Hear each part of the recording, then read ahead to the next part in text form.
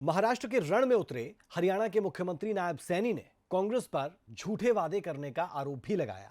उन्होंने कहा कि हरियाणा, हिमाचल और कर्नाटक जैसे राज्यों में कांग्रेस ने जनता को ठगने का काम किया है, लेकिन अब देश की जनता कांग्रेस की इस सोच को समझ चुकी है। और क्या कुछ बातें मुख्यमंत्री नायब सैनी की तरफ से कही गई, कैसे कांग्रेस को घेरा गया, जरूर देखें।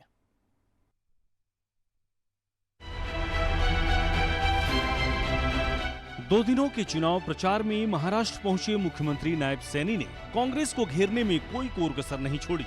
उन्होंने कहा कि कांग्रेस सिर्फ झूठ बोलकर सत्ता पाना चाहती है, लेकिन देश की जनता अब उनके इरादों को समझ चुकी है। मुख्यमंत्री नायब सैनी ने कहा कि कांग्रेस की झूठ से हिमाचल और कर्नाटक की जनता खुद को ठगा महसूस कर रही है कि कांग्रेस झूठ बोलती है और झूठ के सहारे के ऊपर वो कुछ समय के लिए तो टिक जाती है, लंबे समय नहीं टिकती। परंतु लोग अब कांग्रेस के उस चेहरे को समझ चुके हैं पूरे देश के अंदर। मैंने कहा है कि इन्होंने झूठे वायदे हिमाचल में किए थे, इन्होंने झूठे वायदे कर्नाटक में किए थे, इन्होंने जनता के बीच में झूठे वायदे तेलंगाना में किए थे, परंतु एक भी वायदा इन्होंने पूरा नहीं किया। लोग समझ चुके हैं, अब इनको नकार दिया है। और हरियाणा के अंदर भी इन्होंने झूठे वायदे किए थे। इन्होंने ये बात कही थी कि हम महिलाओं को 2000 रुपए देंगे, इन्होंने ये भी कहा था कि हम 300 यूनिट बिजली के फ्री देंगे, इन्होंने ये भी कहा था हम बुजुर्गों को 6000 रुपए महीना देंगे। परंतु उन सब बातों को, इनके झूठ को कांग्रेस के वहां के लोगों ने नकार दिया है। और जब वहां के लोगों ने नकारा, नरेंद्र मोदी जी की नीतियों पर विश्वास किया, डबल इंजन सरकार की नीतियों पर विश्वास किया और तीसरी बार भारतीय जनता पार्टी की सरकार बनी। यहां पर भी महाराष्ट्र के लोग अब कांग्रेस के और इनका जो ये गठबंधन है, इंडी गठबंधन है, इस सारे को नकारते हुए भारतीय जनता पार्टी एनडीए के साथ यहाँ के लोग खड़े होंगे और दूसरी बार यहाँ पर बड़े मार्जिन के साथ सरकार बनाएंगे। हरियाणा में हुए किसान आंदोलन से हर कोई वाकिफ है, लेकिन अभी हाल ही में कुछ किसान नेताओं ने बयान दिया है जिसमें उन्होंने कहा है कि किसान आंदोलन कांग्रेस के पक्ष में माहौल बनाने के लिए था। मुख्यमंत्री नायब सैनी इस बात का जिक्र महाराष्ट्र चुनाव में करने से भी नहीं चूके। उन्होंने कहा कि किसान नेताओं के ऐसे बयान से कांग्रेस की पोल खुल गई है। किसानों को बरगला करके, झूठ बोल करके उनको एजिटेशन की आग के अंदर धकेलने का काम कांग्रेस ने किया।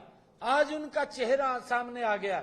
जो लोग, जो हमारे किसान, जो जत्थेबंदियां थी, जो किसान के प्रधान थे, उन्होंने इस बात को कहा है कि हमने कांग्रेस के लिए माहौल बनाने का पूरा काम किया। ये उनकी स्टेटमेंट है, ये हमारी स्टेटमेंट नहीं है।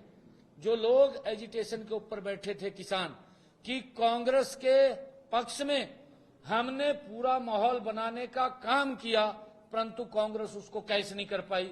इसका मतलब क्या है कि कांग्रेस ने एक प्लानिंग के तहत उस एजिटेशन को खड़ा करवाया और कांग्रेस अव्यवस्था का माहौल देश में खड़ा करना चाहती थी, परंतु लोग समय रहते हुए समझ गए हैं।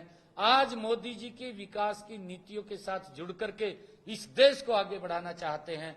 और किसानों के लिए पहली बार है, चाहे प्रधानमंत्री फसल बीमा योजना है, चाहे प्रधानमंत्री किसान सम्मान निधि है, चाहे प्रधानमंत्री कृषि सिंचाई योजना है, इन पिछले 10 वर्षों के अंदर अगर आप लोग देखेंगे कि किसान के हित में कितना काम किया है, 55 सालों का कांग्रेस के शासन का भी उससे अगर आप आंकलन करेंगे तो जमीन आसमान का अंतर आपको नजर आएगा। पिछले 10 वर्षों में इतनी गति से काम नरेंद्र मोदी जी की सरकार ने किया है।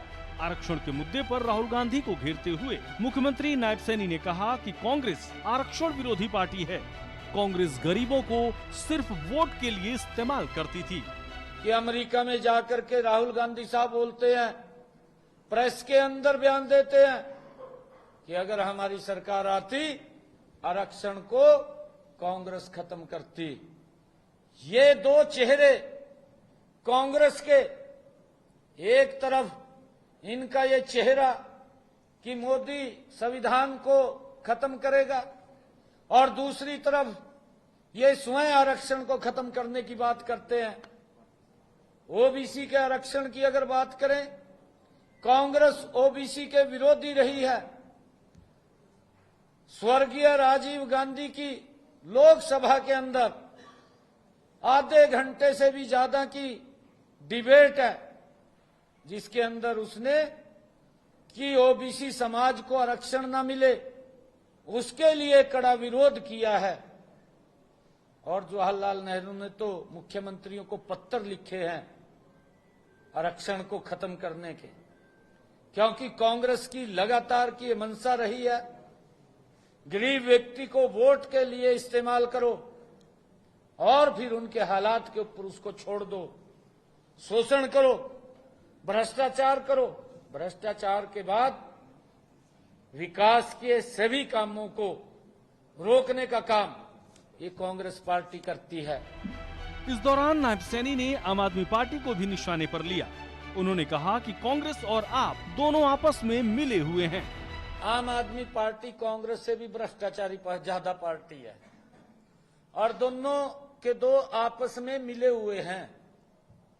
ये बात मैं नहीं कह रहा हूं, ये आपको भी मालूम है। आपकी स्क्रीन के ऊपर केजरीवाल ने आकर के एक बात कही कि कांग्रेस इतनी भ्रष्टाचारी पार्टी है,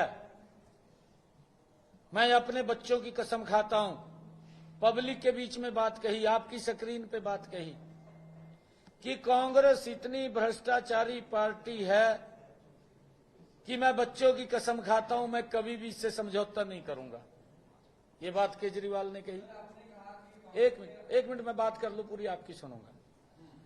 केजरीवाल ने यह भी कहा कि कांग्रेस इतनी बदनाम हो चुकी है, अगर सोनिया गांधी की जांच कराई जाए तिहाड़ जेल में चली जाएगी। ये केजरीवाल के शब्द है, मेरे शब्द नहीं है।